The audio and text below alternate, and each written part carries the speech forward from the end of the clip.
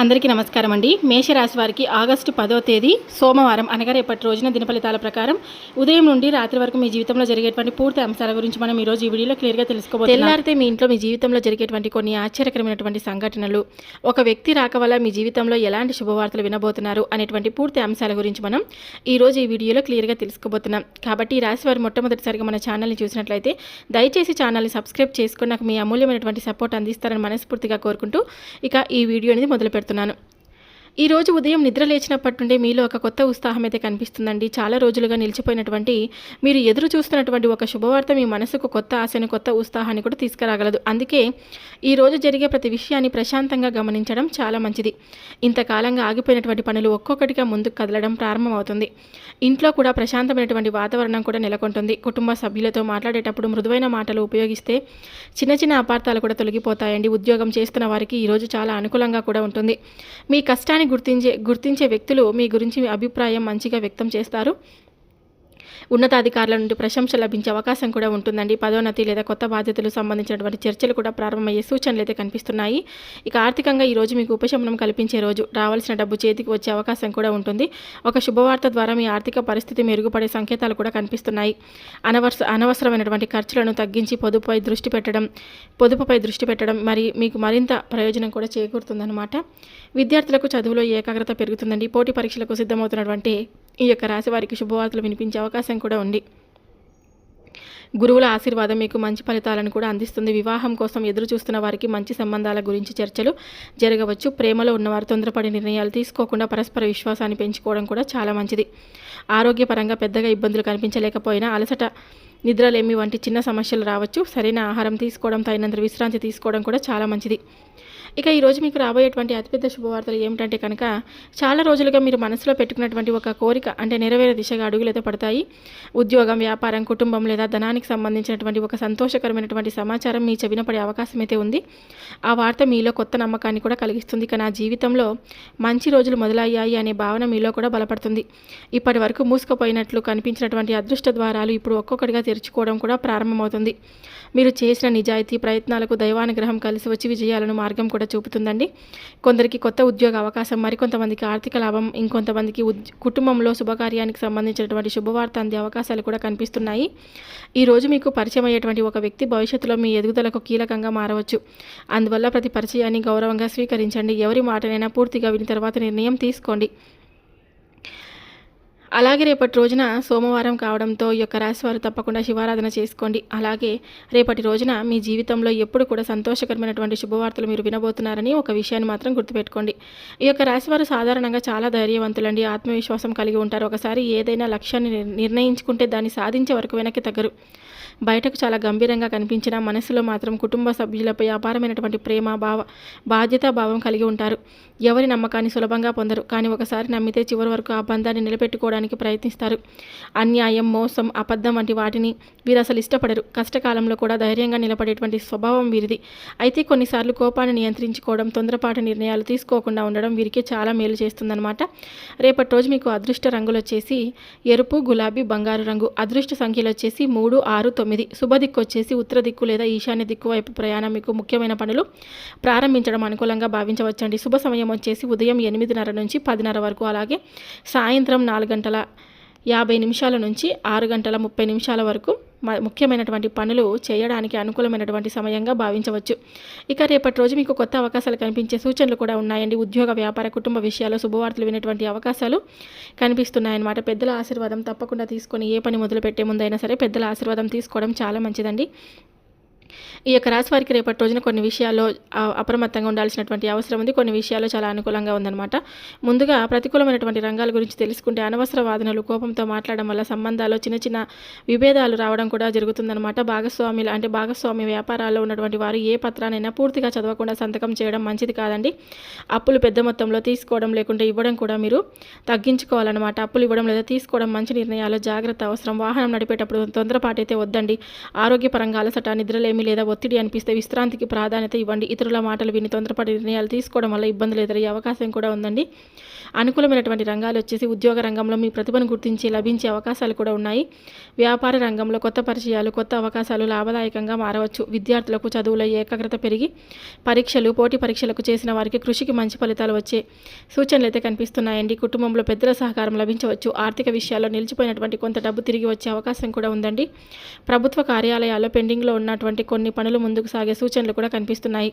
రేపటి రోజు ప్రశాంతంగా ఓర్పుతో వ్యవహరిస్తే మీకు అంతా కూడా మంచి జరుగుతుంది. ప్రతికూలమైనటువంటి పరిస్థితులను కూడా మీరు అనుకూలంగా మార్చుకునే అవకాశం కూడా ఉంటుంది. ముఖ్యమైనటువంటి నిర్ణయాలు తీసుకునే ముందు కుటుంబ పెద్దలు లేదా నమ్మకమైనటువంటి వ్యక్తుల సలహా తీసుకోవడం చాలా మంచిదండి. దైవస్మరణతో రోజు ప్రారంభిస్తే మానసిక ప్రశాంతతతో పాటు ఆత్మవిశ్వాసం కూడా మీకు పెరుగుతుంది. ఇక ఈ యొక్క రాశి వారికి రేపటి రోజు ఎంతో ప్రత్యేకంగా ఉండే సూచనలు అయితే కనిపిస్తున్నాయండి. తెల్లారితే మీ జీవితంలో మీ ఇంట్లో జరిగేటువంటి కొన్ని అద్భుతమైనటువంటి సంఘటనలు వింటే మీరు నిజంగా ఆశ్చర్యపోతారు. అతిపెద్ద శుభవార్తలు మీ చెవిన పడబోతున్నాయి. మీ ఇంట్లో అదృష్టమైన తలుపు తట్టబోతుందండి.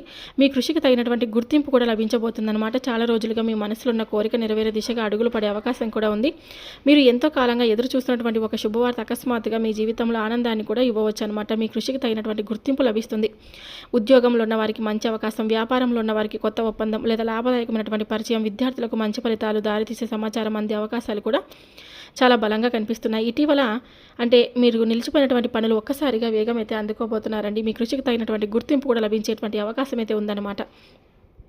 ఇక ఉద్యోగంలో ఉన్న వారికి మంచి అవకాశాలు అయితే కనిపిస్తున్నాయి. వ్యాపారంలో ఉన్న వారికి చాలా మంచిగా ఏదైనా సరే లాభాల బాట అయితే పట్టబోతున్నారనమాట.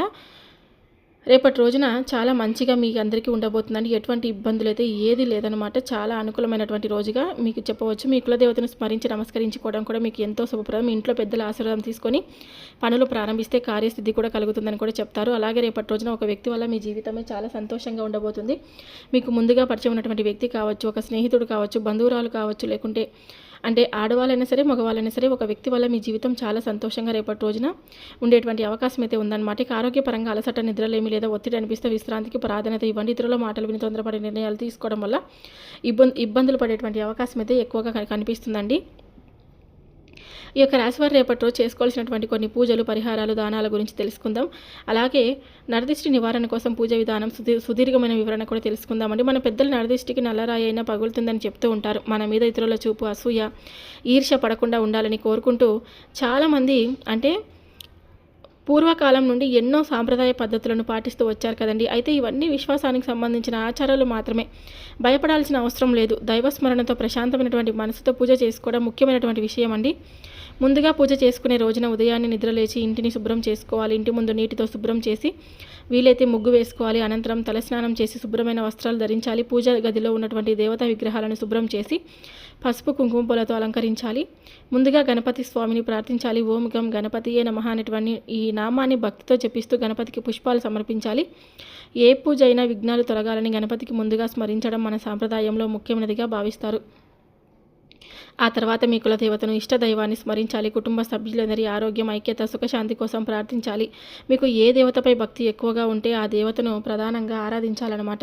ఇక శివారాధన చేసుకోవాలని అనుకునేవారు శివలింగానికి పవిత్రమైన నీటిని సమర్పించి బిల్వదళాలు అర్పించవచ్చు. ఓం నమః శివాయ అనేటువంటి ఈ నామాన్ని భక్తితో జపించండి. పూజ సమయంలో మీ మనసులో ఉన్నటువంటి భయాలు, ఆందోళనలు తొలగిపోవాలని, కుటుంబ సభ్యులందరికీ శాంతి కలగాలని ప్రార్థించండి.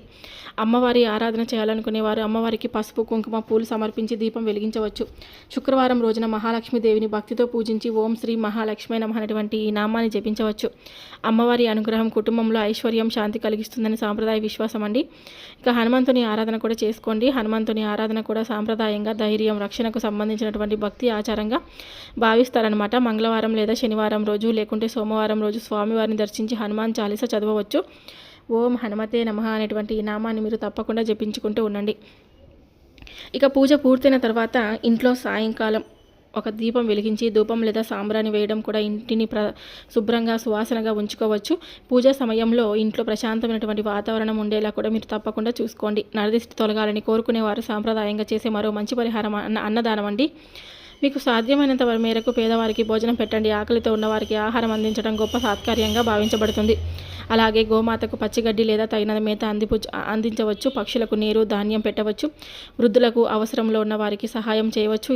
ఇలాంటి సేవా కార్యక్రమాలు మనసుకు సంతృప్తిని కూడా కలిగిస్తాయి. పూజలో ముఖ్యమైనటువంటి వస్తువులు ఎక్కువగా ఉండడం కాదండి, మనసులోని భక్తి మరియు మంచి సంకల్పం. అందుకే ఖరీదైన పూజలు చేయలేకపోయినా భయపడాల్సినటువంటి అవసరం లేదు. ఒక చిన్న దీపం వెలిగించి మీ ఇష్టదైవాన్ని భక్తితో స్మరించి నా కుటుంబం సుఖ సంతోషాలతో ఉండాలని, అందరికీ మంచి జరగాలని ప్రార్థిస్తే చాలండి. ముఖ్యంగా నరదిష్టి పేరుతో భయపెట్టే వ్యక్తులను నమ్మి ఖరీదైన లేదా ప్రమాదకరమైనటువంటి ఆచారాలు చేయవద్దు. శారీరకంగా లేదా మానసికంగా ఇబ్బంది ఉంటే తగిన నిపుణుల సహాయం తీసుకోవడం కూడా చాలా మంచిది. ఇక రేపటి రోజున దైవభక్తి, సత్కార్యం, మంచి ఆలోచన, వినయం, ఇతరులకు సహాయం చేయడం ఇవే మన జీవితానికి నిజమైనటువంటి సానుకూల శక్తిని అందించే మంచి ఆచరణలు అన్నమాట.